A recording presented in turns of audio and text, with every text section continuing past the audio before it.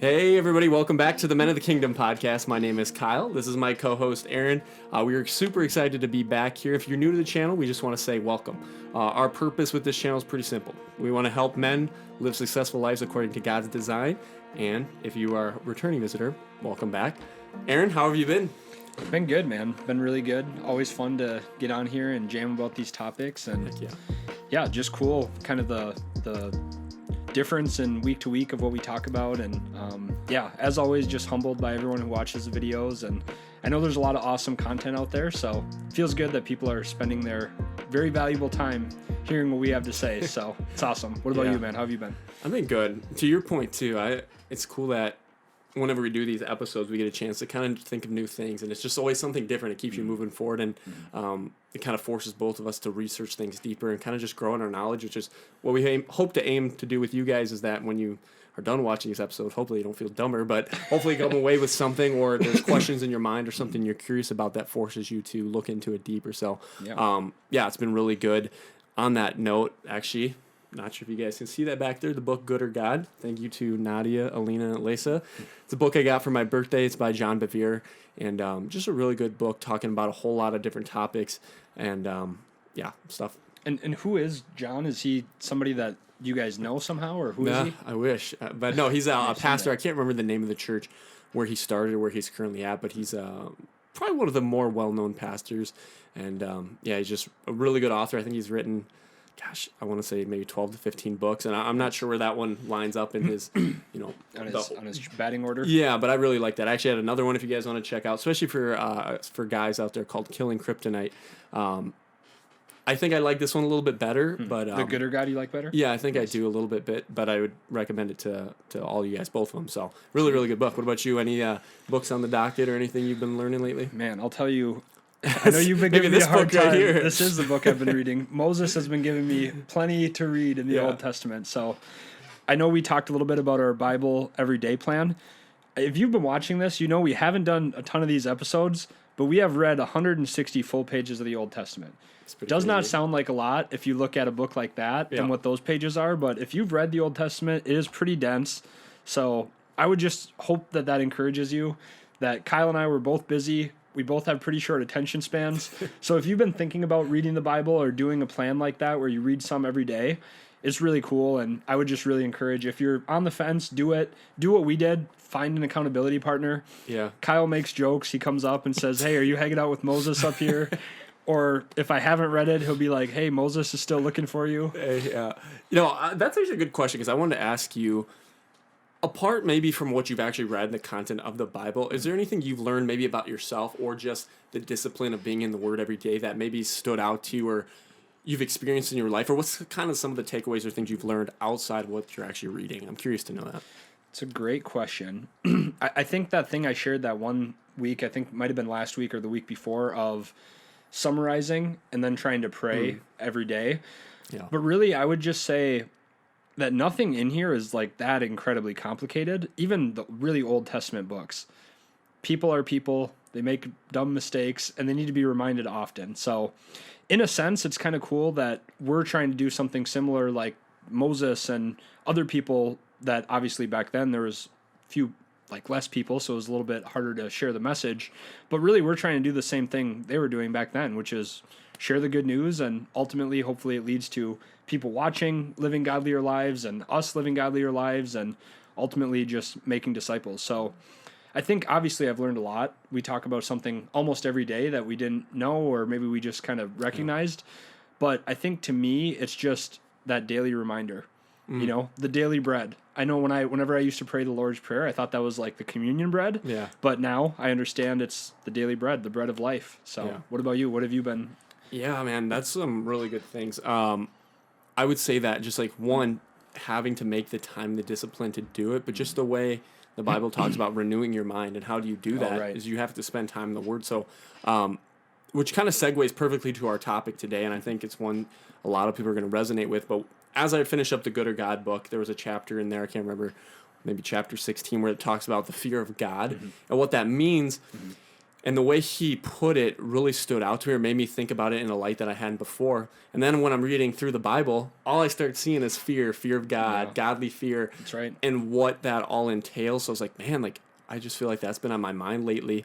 So this episode, if you haven't guessed it already, is about fear. But more importantly, godly fear, the fear of God. What does that mean? How does it differ from, worldly fears, human fear, afraid of the dark or monsters? What is there a difference? Is there a difference?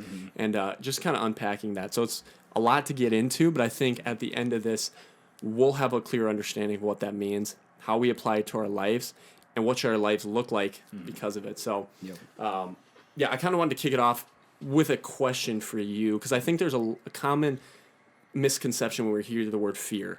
It's usually used in a negative light, because you shouldn't fear anything, or the only thing you should fear is fear itself, is the saying that people say. That's actually from a speech. I think that is it's a presidential speech. I've heard of it. I should look that up later. Let me guess. I want to say it was John F. Kennedy. If I had to guess. Either John F. Kennedy, or else it's like, is it like Eisenhower? Roosevelt? It is. Okay. That was what my gut said right away, but then for some reason I thought it was JFK. What JFK said is, ask not what you can do for you. You know what I'm saying. Ask not what you can do for your country. No, ask not what your country can do for you, but what you can do for your country. Good thing we're not going over speeches on this show. Let's just cut this and I just get no. So on a quick note, topic of fear. Is it a good thing? Why or why not? Before you dive into some of the deeper topics, in your opinion, is fear good, and what purpose does it serve? Sure. So, kind of looking at it from a higher level, this is something I could have used when you asked me what I've been noticing and reading the Word. Is I was right with you. I noticed, do not fear, do not be afraid, and I actually looked it up. Between fear not and do not be afraid, those are the most common phrases used in the Bible. Really? Yep, the most common. Above all. Above avoid sin, above you must repent, above you are forgiven, all that. So, and what I think is interesting about it is that some things in the Bible are written as this is better than this. And it's more gray area, but do not fear is very cut and dry. So when I was looking it up, it showed up as the most common phrase, but I think you could argue that it's actually the most common commandment or command. Because it's really written as do not fear. There's not a whole lot of room for interpretation there, Interesting. So I thought that was interesting. And I think that the first part that we were going to kind of unpack here is, what is the fear of God in general? So I think that the fear of God is very different. And did we ever get like a root of what that word fear means in like the original biblical sense? I tried looking up some things in like Hebrew and stuff, and I couldn't understand how to pronounce it, because it's not like written in English. But so maybe that's a better question to pose first. Is there a difference between godly fear and human fear? Sure. And I think the road you're going to go down is, what is godly fear? Definitely. And what does that mean? Yeah, so I I think that the best way of describing my answer to that question would be that God's principles, the kingdom principles, are very, very different than earthly principles. So when you look at fear, I think that in fear in the godly sense is more fear of acting against the way you were created to act, because just like with anything, I'm trying to think of a simple example. We'll use your Mac, for example. So the creators of MacBook Pros, Apple, they release like guidelines for how you should use that. Now, you don't have to use it that way. You could go against it. You could leave it out in the hot sun. You could fold it flat down, whatever. Yeah. And, if you do that, you're going to have to face the consequences of going against the design. And maybe that's a little bit of a foggy example, because that would be a way that earthly fear is similar to godly fear. I actually think they're a lot different, and I'm sure you'll get into that. But I look at godly fear as being afraid to go against the grain of the way you were created and not following God's commands for your life, and then having to live in that reality of you have no control at that point over what's going to happen. Sure. Yeah, I think you touched on a few things that I kind of had in mind. As I was doing research, I found, I can't remember the blog or whatever I found now, but it says to fear God is to desire to live in harmony with his righteous standards and honor him in all that you do. So that's the concept of fearing God. It's more, when we think of fear, we think of scared. And I think there is there should be a piece of intimidation or fear in that sense. I think in the human sense, when you talk about fear, it's usually of losing your life. Think of most things that you fear, afraid of heights, afraid of monsters, afraid of whatever. It's usually because they can cause an impact or affect your life in some way, or in worst cases, end it. Right. And in a similar sense, God has that. I mean, there is that healthy fear of God can end my life. You look at the Old Testament as you go through Genesis, Exodus, Leviticus. There was a lot of that where God ended people's life, but for a reason when they sinned. And to your point, going against the design of God, which is to live holy lives. And so I think that was an interesting thing. Fear is a good thing, especially in the godly sense, because why? That's what I want to get into now. Is how does fearing God change the way we live, and how should it? And this, I think, is pretty interesting, and I don't know, it was probably one of my verses of the week that just stood out to me. I kind of mentioned to you, but in Exodus, as the Israelites are at Mount Sinai, God came down, and this is what it says in Exodus 20:18 through 20. When the people saw the thunder and lightning and heard the trumpet and saw the mountain and smoke, they trembled with fear. Keep that in mind. They trembled with fear. It's one type of fear. They stayed at a distance and said to Moses, "Speak to us yourself, and we will listen, but do not have God speak to us, or we will die." Moses said to the people, "Do not be afraid." So they are afraid. He's saying, but here's the interesting part. Do not be afraid, but God has come to test you so that you may fear, so that the fear of God will be with you and keep you from sinning. So he literally commanded them, do not be afraid, but he has come to make you fearful. So there's a difference between the two of being afraid, but the healthy fear of God, what is the purpose? That last sentence, that God will be with you and keep you from sinning. So the fear of God should impact the way you live and the actions you choose. Same thing if you fear your parents and you have that awe and that respect for them. It should cause you not to want to steal from them, not to hurt them, do whatever it is. So that's not to break their rules. Yeah, the impact that fear should have on you. So when you think about fear in a worldly sense versus godly, that's kind of how I like to keep in mind. What is the purpose of fear in the world? It is for protection. Like we fear things naturally because we want to survive. We're designed by God to have life. God gives life, and he's the designer of life. And it's the same thing in the godly sense. We have that fear to keep us from sinning. And the reason we shouldn't sin is, one, because we love God. That's the motivation. But two, to live the best life possible and the longest life possible according to God's design, which is a holy life. And the only way to do that is by living in God's design. Well said. Very well said. Yeah, and there's a few more verses, but I feel like I was rambling on. Any thoughts on that when it comes to how does fearing God change the way we live our lives? Or maybe what have you experienced, I think is maybe a better question, since being a Christian, kind of talk about, to something you mentioned earlier, how you've lived in the fear of God. How's that affected the way you live? But maybe when you went outside of that design or ignored those feeling, those urges in your spirit, what were some of the consequences, or what was the result of that? Got it. Okay, so I'm going to take your question and I'm going to tie it into something I had in my notes here that I think is really important. Sure. And I would love your answer on this too, but when I think of fear, I think of somebody who has a lot of worldly fear. Like, that's probably not someone I want to be around. Someone who's just afraid of everything, always thinking about the worst. You have an idea, they say, well, what if this happens? You want to do something, they're just very timid. They're afraid. They don't really believe in themselves. They're afraid of things. In the worldly sense, bad thing, right? Like, that is not somebody you'd really trust, not somebody you'd want to be around. If you're looking at someone you want to have either a friendship or a relationship with, that really wouldn't be a good quality, right? Yeah. Like, yeah, they're just so fearful. They're fearful that they're going to make people mad, that they're going to mess up. But I think the fear of God is actually has the opposite effect. It's like liberating. Yeah, well, think if you know somebody who really has a healthy fear of God. I would trust that person more. Yeah. I would say this is someone I can trust to manage my money or take care of my health or, that's good. Be a good friend or be someone who I can rely on. So I think that's a big difference, is that worldly fear makes you less trustworthy and more skittish. And I think godly fear makes you have a foundation. Yeah. You say, these are my non-negotiables. These are things that I can't compromise. So that's kind of would you agree with that? Have you noticed that too? Yeah, I would say that the world, that's a very good point. Something I haven't really thought about. I was trying to think of a clever saying how to do it, but I would say to that is, worldly fear makes you less of what God wants you to be, but godly fear makes you more of what you were designed to be. Something along those lines. Let's go. And so I have experienced that in a quick vulnerable story. You'll know this, and I probably wasn't fun to be around, but for a while in my life, probably 6-month span, whatever it was, I kind of went through what they would probably say health anxiety. For whatever reason, there was maybe things going on in my personal life where if you haven't had it, you basically get panic attacks or just feel like you always feel like something's lurking or like, man, like something's going to happen. Yeah. And it literally affects the way you live. Like that was probably some of the worst months of my life because I couldn't work out. At work, I'd feel like just on edge all the time and just living in that fear. And that's no way to live. I wasn't a joy to be around. I didn't even want to be around myself. And I don't know why I went through that. I'm like a pretty healthy guy, never had an issue with that. So maybe there was something I needed to learn in that season. But to your point, when you're living in godly fear and you're abiding by what he wants you to do and living a holy life, man, you just don't fear, I would say, like being found out. You have nothing to hide. It just makes you live.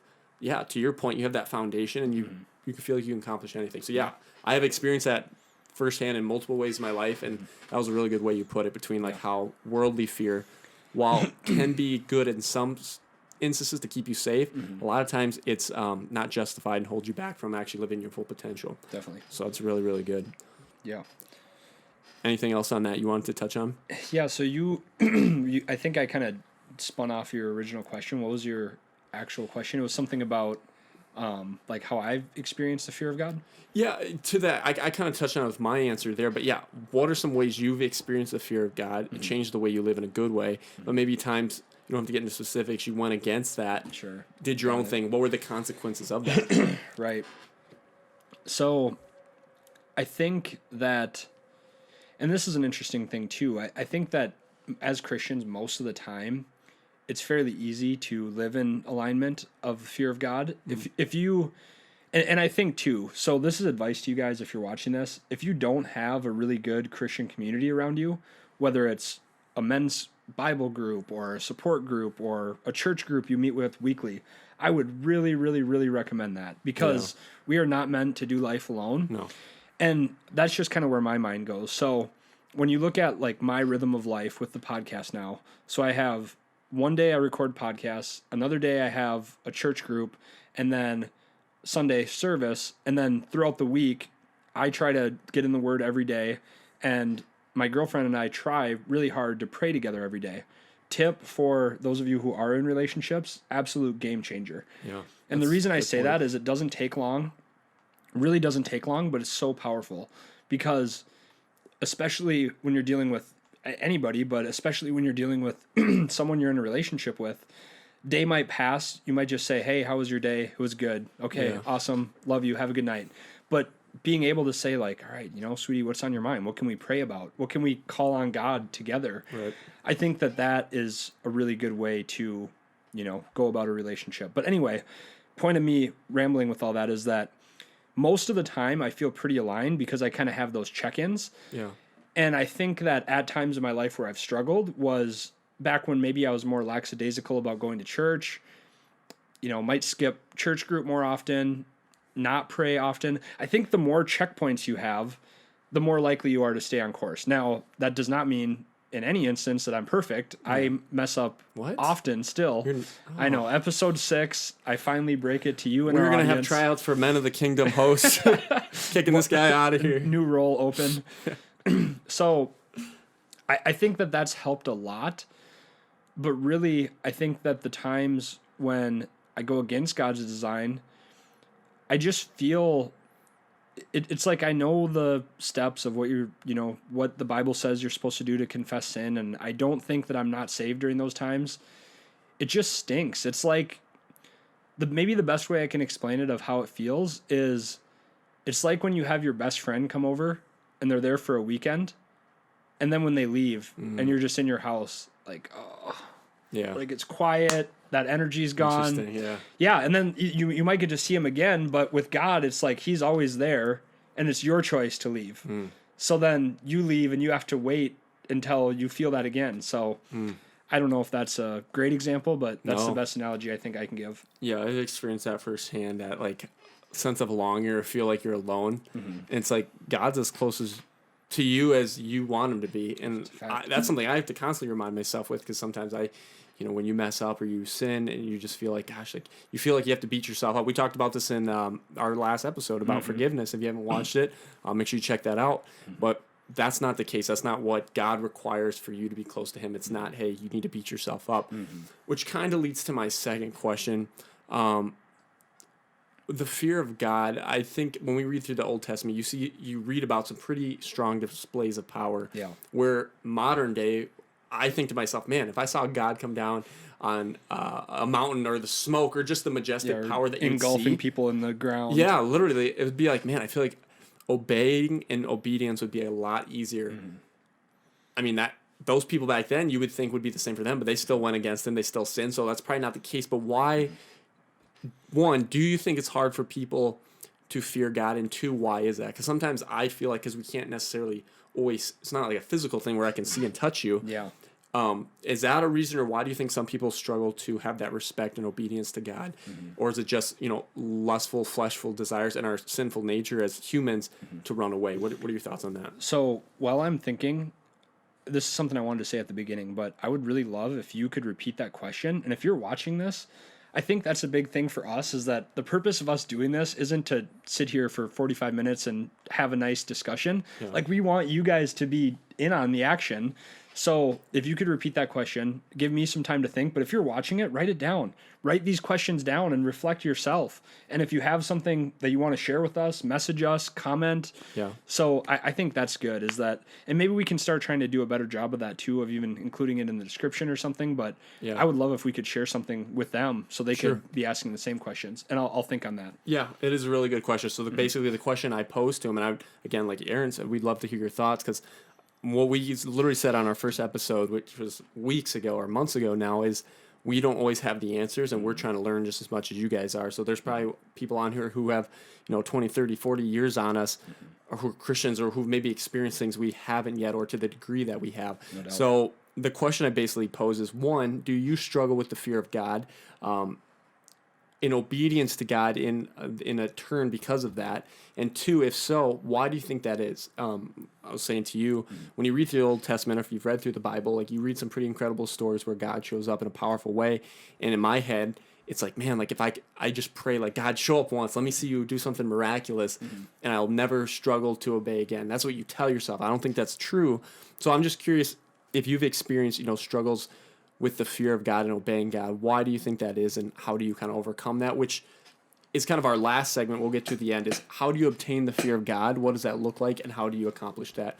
But I'm going to hold off on that. So that's just one of the questions. Again, you can comment on the video. We'd love to hear. We love hearing from you guys. We love nothing more. Yeah, the viewer questions too. If you don't follow us on Instagram, you definitely can do that and hit us up there. So that is the question. I bought you enough time. Boom. Now, here's the answer. Yep, I scanned the bookshelf there. It wouldn't be a Men of the Kingdom podcast episode without a book rec, so we actually already got one. We got Good one. Or God. Two I'm going to give you another one. Let's go. So, Tim Keller, great author, New York Times bestseller. Book here, Counterfeit Gods. So your first question was if I struggled with the fear of God. My ego, understanding the camera's rolling answer, wants to be, no, man, of course I don't. I read the Bible every day. I just got done telling you that me and my lady pray every night. Like, You think I struggle with anything? Honest answer is absolutely. Now, on the front of this book, it says the empty promises of money, sex, and power, and the only hope that matters. I would say that I struggle at times in different ways with all three of those things, in subtle ways. And I think that what came to mind in this one, and what I tied back to what I've read in the Old Testament, God is very specific. And in the Old Testament, it says this. I've been meaning to talk to you about it. It says God is a jealous God. Yeah. So you can't worship any other gods. Now, I'm not worshiping Zeus or the god of sun or whatever, Buddha, any of those things. Like, I am very clear that I'm worshiping Christ as our Savior. Mm-hmm. But I think sometimes what I do, and what this book talks about, if you remember from our men's group, I think at times I elevate certain things higher than God, like temporarily. So maybe on Tuesday from, 10 o'clock to 1 o'clock, if I have a really important meeting at work that I have to look good in front of certain people, that becomes my God. And how I act and things like that, that can become my God. Or if I know I'm going to be putting money into my investment account, that becomes my sole focus. And so I think that in that sense, like, it explicitly says God is a jealous God. Do not put things in front of him. And I know that I do that. So that's an area I have to work on. And then your second question was about, is it a struggle because you can't see it and you can't? Why do you think it's hard? Or when have you struggled with the fear of God, and why is that? So I would say, and I'm so excited to hear you talk about this too, because I think that you're going to have a great perspective. But I think for me, when it gets hard is when it's things that are good. And literally, the title of that book is awesome. Combining these books, like, that's some really great content. So it's good things, right? So my relationship with my girlfriend, amazing thing, like a God-ordained blessing. My job, a blessing from God. And I think when I struggle with it is when I too, like, I kind of start being the center, the star of the show. Yep. And I know we talked about the sermon on Sunday, Drake.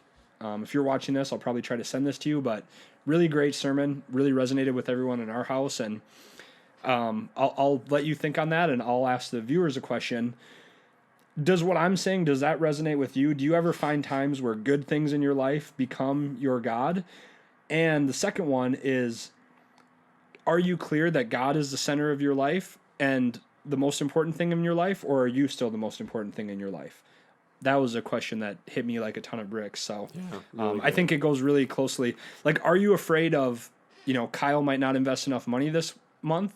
Or are you afraid of, like, Kyle is not living his whole life in God-honoring way? And insert, Kyle for literally anybody, myself included. So, yeah. How are we doing on time on there? I just want to make sure. 26. Sweet. Yeah, I want to touch on, because we're on the topic of good or God, to your point, you said it was really interesting. Usually the things that maybe draw you away from God are the things that are good. And I think that's the truth. And that's why sin is so, they talk about when the books, deception is so hard because it's deceiving or something. It's like, because you don't really realize it.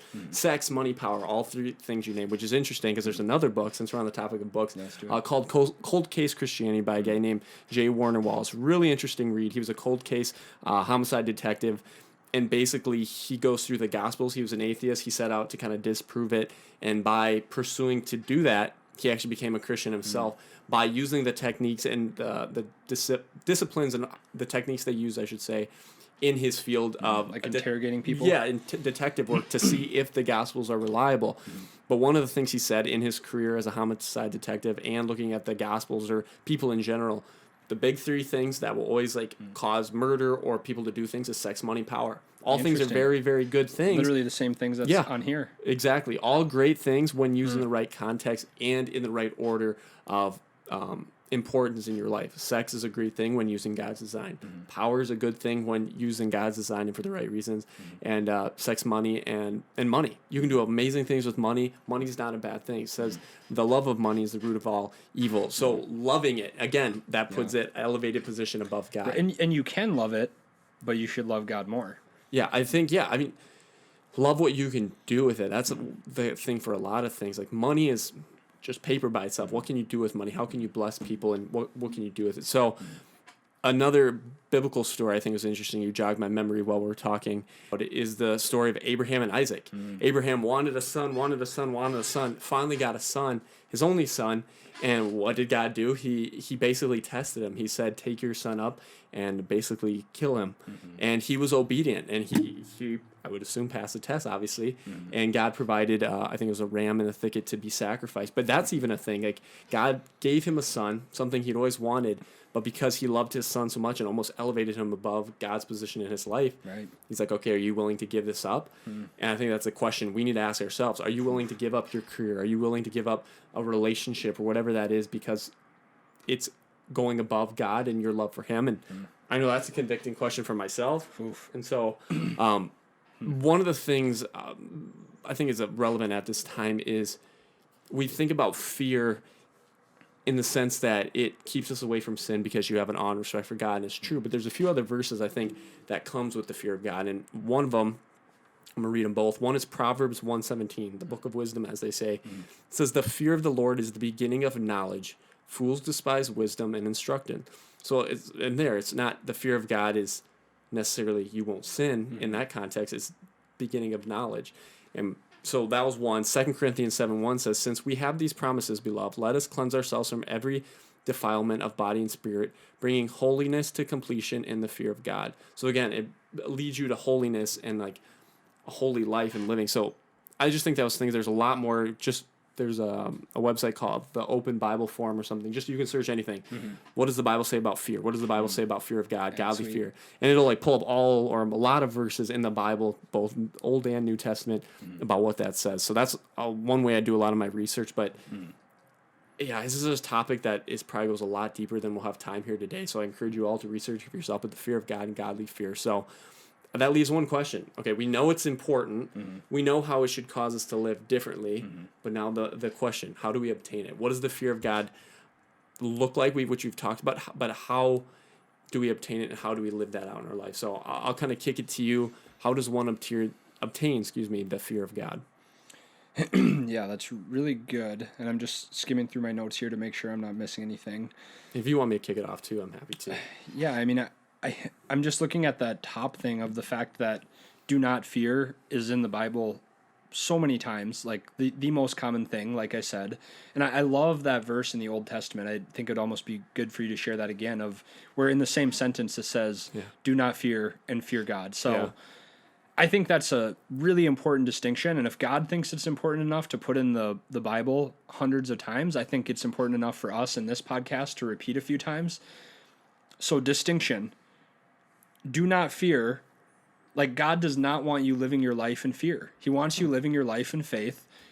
Oh, here's one I got to share. Something I really have to share. And I think it's super relevant for this topic. In my life, I've always found that information and anxiety are inversely related. Like it's a seesaw, where one side is information, one side is anxiety. If I start telling you about something, or if I tell you to do something, like for example, if I say, Kyle, you got to pick up this phone I have sitting here, and you got to call somebody. And I'm just going to dial and give you the phone. You're going to be really nervous because you have no information. Yeah. If I say, Kyle, I'm going to press call, you're going to call your buddy. This is exactly what you're calling for. You know, no anxiety. And I think that's why it's so important to really dive into this for yourself, because the more you understand how the fear of God works, I think that the more information you get, the more your anxiety levels will decrease. So I think that if I could summarize this all in one little blurb, it would be that sentence you shared of, do not be afraid. If we could have a goal of this episode, I would want it to be, leave being with the comfort of knowing that God's greatest command to you is do not fear. That's the phrase, the repeated the most in the whole scripture is do not fear. Do not be afraid. So another great one you could say is in, I think I have it written down here somewhere too, in Philippians, where it says, worry about nothing, pray about everything. Yeah. So, and that's a great way, and that's why I referenced prayer earlier, is that prayer is a proactive measure you can take with that worry to get it off your chest and to give it to where it belongs. Like we were not designed to carry the weight of all of our fears and insecurities and what ifs. Like, we're just designed to live a certain way and just trust God that if we're doing the right things and we're fearing Him and not the world, that ultimately things will work out. So it's a lot. There's a lot of thoughts going on, but I just hope that people really, truly take to heart and just let that settle in of, if you believe in God, the creator of the universe, the maker of your soul, His number one thing He wanted to say over and over to you is do not fear. Like, that should be so liberating. Yeah. So that was a lot and good stuff, and I'm going to try to play off of that because you kind of rolled into what I had researched. So how do we obtain the fear? I'm going to try to go into a little more actionable items, which you already touched on, but I'm going to reiterate them. One is prayer. You mentioned, pray about everything and opening up your heart to God to come in and change you. You have to be open and honest, and you have to want that. But the second thing, it was an interesting passage. It's in Deuteronomy, where we're ironically reading through right now as we go through this Bible plan. They're talking about when Israelites supposed to enter the promised land, and they're going to appoint the king to kind of rule over them. One of the commands or the things they're supposed to do with the king that they select is he's supposed to write down a copy of the laws from the Levitical priests, and this is what it says, and it should be with him, and he shall read it all the days of his life, that he may learn to fear the Lord his God by keeping all the words of this law and these statutes and doing them. So one of the things that stood out to me when I read that is learn the fear of God. I think there is interesting. God does put that in our hearts, and there's that natural fear that can be when you pray and you want it, but I think it's a process of learning. And again, to your point, when it comes to information, if a guy was walking down the street and he looked fairly athletic, you probably wouldn't have that much respect for him or this awe factor. But if I say that was Michael Jordan, he's a 6-time NBA champion, he has XYZ, gave you all his credentials, you actually knew who he was, you'd have a lot more respect and I wouldn't say fear in this sense, but admiration for him. Same thing with God. If you're not spending time in the Word, you don't even know who He is, what He's done. It's hard to have that fear of God in that respect because you have no information, to your point. Yeah. So that is something I would say, reading this passage, that's just one example. There's many more in the Bible, but to learn the fear of God, that takes time, that takes diligence, spending the time in the Word, praying, being around other believers, learning, listening to sermons to understand what did God do for you and His power. And then the third thing I would say is not test God, because God says, do not test Lord your God. But when you're praying, what are you praying for? Are you praying for these small items because you're afraid God can't come through, that He won't deliver? And I want to kind of sidetrack. I was going to ask you that after your first point. I think that before I really dove into the Bible and Christianity and was around a lot of people, I don't think I understood prayer. Like, can you just quick explain like your views on prayer? Like, I think that like people just think it's like a very traditional thing. Like you do it at the beginning of church, you do it at the end of church, you do it before you get into turkey at Thanksgiving. But like, I know that that's not how you view prayer. It's not how I view prayer. So can you just like talk about that and tie that into your kind of closing point here? Yeah. I think that would probably be a good episode on its own, too. Just like the power of prayer, what does that look like? But yeah, to your point, I think there's a lot of people I've talked to, even in the Christian circle, unfortunately. And sometimes I get in that habit of, oh, it's bedtime, I'm going to pray. But just routine. Yeah, I like to compare things to humans because I think it's easier for people to relate. I'll use you and Sammy, your girlfriend, as an example. If the conversations you had with her were only, oh, shoot, it's a certain time of day, I need to call her, run through these pretty basic things I've already said the last 14 nights. Your relationship with her wouldn't deepen. There was no substance. It's the same thing with God. If you're constantly doing it out of habit or just obligation, and there's not a relationship, that's what God, He wants the most or pursues with us, is that relationship. That's a poor place to be and not a good place and not where God wants you to be. He's trying to have a relationship and communicate one-on-one with you. So when you go to pray, and this is something for myself, for you, for everybody listening, is realize who you're talking to. And again, that goes down to the fear of God and knowledge.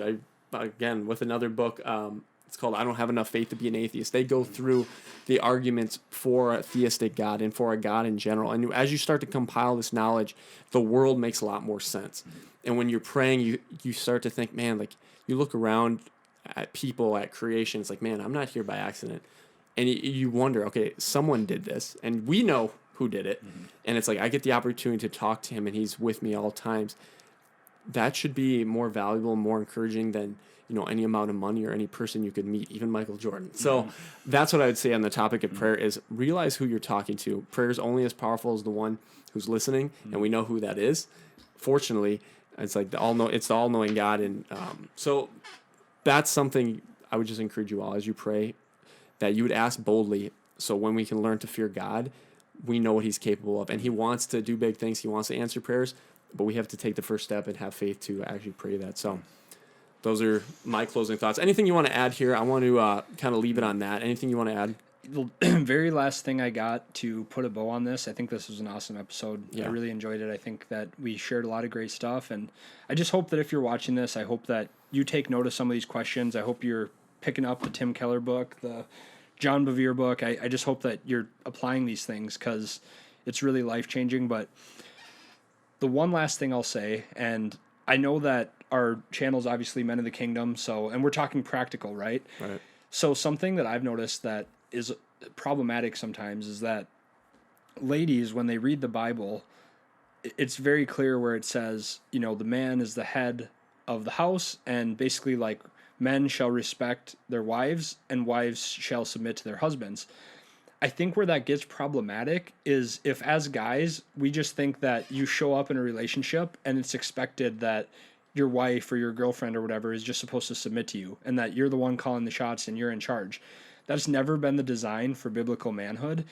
If you read the Bible, it's very clear that the way it's supposed to go is you submit to God, so then your wife or your girlfriend or whoever feels comfortable submitting to you. Right. So we have to model that ourselves, and I think that's where that fear of God comes in, of saying, hey, God, I don't trust my sinful instincts. Anytime I've trusted what I thought was best, it's gotten me in trouble. there's thousands of years of evidence that your way is best, and I have faith in that. And I'm going to lead myself, my family, all the people in my life, I'm going to lead them according to your principles. So I just felt like that was kind of a good last thing, is the fear of God comes from saying, hey, God, I trust you enough to accept your way over my way. And when I'm doing that, I just know that people will follow me on the back end. Yeah, it's a motivation and a submission thing, to your point, to close out here. You have to fear God and have that respect. And like, to your point, it just makes life a lot more easier. The motivation isn't to obtain riches, money, sex, or power, or people to follow you. But a lot of those things are natural byproducts when you are fearing God and living in accordance with his design for your life. No, so that's the motivation. Same thing on a more maybe easier thing to understand. If money is your motivation, you want to attain riches, that can be unhealthy and it'll drive you to do a lot of poor things. But if you're obsessed with your work and love what you do, money is just a byproduct, and that will come because you're so good at what you're doing. It's the same thing with the relationship with God. You're not doing this so you can obtain those things. God bless me because I'm obeying you. He will bless you, but your love and your heart has to be in him. So that's where I will leave it. Guys, I'm really encouraged by this. Sometimes you come into this, you don't know exactly where it'll go, but I feel like I learn a lot of new things talking to you, and hopefully you guys feel that way about us. So we're excited to be back here. We'll be back on the next episode soon. Again, if you're new to the channel, we hope you've enjoyed this episode. We hope you return, and we'll see you in the next one. So until then, keep advancing the kingdom. Thanks.